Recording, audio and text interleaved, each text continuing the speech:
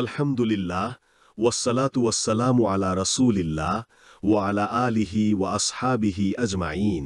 সমস্ত প্রশংসা একমাত্র আল্লাহ তাআলার জন্য, যিনি আমাদের হিদায়াতের আলো দেখিয়েছেন।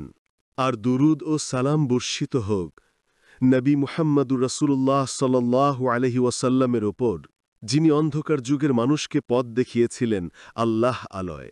চাঁদ। আজ আমরা শুরু করছি আর রহিফুল মাহতুম সিরিজের প্রথম অধ্যায়, আরবের ভৌগোলিক অবস্থান ও গোত্রসমূহ।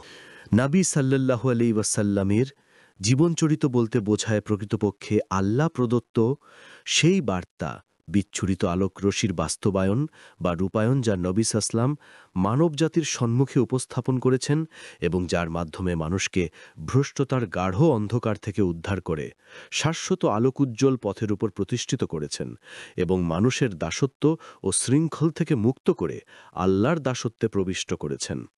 এমনকি ইতিহাসের চিত্রকেই পাল্টে দিয়েছেন এবং মানব জগতের জীবনধারায় আমূল পরিবর্তন আনয়ন করেছেন। সর্বযুগের সর্বশ্রেষ্ঠ মানব ও নবীর পবিত্র জীবনধারার পূর্ণাঙ্গ প্রতিচ্ছবি অঙ্কন ততক্ষণ পর্যন্ত সম্ভব নয়, যতক্ষণ না আল্লাহর বাণী অবতীর্ণ হবার পূর্বের ও পরের অবস্থার তুলনামূলক বিচার বিশ্লেষণ না করা হয়। এ প্রেক্ষাপটে প্রকৃত আলোচনায় যাওয়ার পূর্বে আলোচ্য অধ্যায়ে প্রাক ইসলামিক আরবের ভৌগোলিক সীমারেখা, আরব ভূমিতে বসবাসরত বিভিন্ন সম্প্রদায়ের অবস্থা এবং অবস্থান এবং তাদের ক্রমোন্নতির ধারা এবং সে যুগের রাষ্ট্র পরিচালনার নেতৃত্ব প্রদান ও গোত্রসমূহের শ্রেণীবিন্যাসকে বিভিন্ন দিন, ধর্ম, সম্প্রদায়, আচার আচরণ, অন্ধবিশ্বাস এবং রাজনৈতিক, সামাজিক ও অর্থনৈতিক চিত্রসহ পাঠক পাঠিকার সামনে তুলে ধরা প্রয়োজন। এ কারণেই আমি এই বিষয়সমূহকে বিশেষভাবে বিভিন্ন স্তরবিন্যাসে উপস্থাপন করেছি। প্রিয় দর্শক, এই ছিল আমাদের সিরিজের প্রথম পর্ব। আপনি যদি সত্যিই জানতে চান কিভাবে অন্ধকারাচ্ছন্ন সমাজ থেকে নবী সাল্লাল্লাহু আলাইহি ওয়াসাল্লাম আলোর পথ সৃষ্টি করেছিলেন, তাহলে এই সিরিজ আপনার জন্য।